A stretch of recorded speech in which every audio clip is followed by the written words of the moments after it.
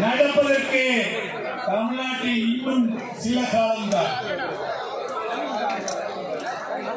மக்கள் அனைவரும் கொந்தளிக்கக்கூடிய தயார் விரைவில் வரும். அது தொழிலாளர் புரட்சியாக உருவாகுவதற்கு முன் அவர்களுடைய கோரிக்கைகளை நீங்கள் செவிசாய்த்து அந்த பிரச்சனையெல்லாம் வராத அளவுக்கு அப்படியே அமுக்குங்க. அப்படி அமுக்குறதுக்கு தவிர்த்துட்டு அதிகார வர்க்கத்தை நீங்கள் கையில் எடுத்தால், தொழிலாளர்கள் அதிகாரத்தை எடுத்தால் நீங்கள் தாங்க மாட்டீர்கள் என்பதை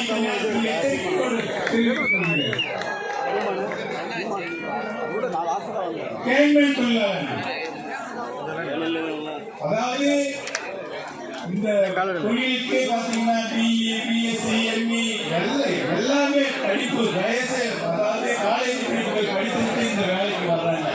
எந்த வேலை? மண் தோன்ற வேலைக்கும் இந்த போல சமன்ற வேலைக்கும் வந்துட்டு இருக்காங்க.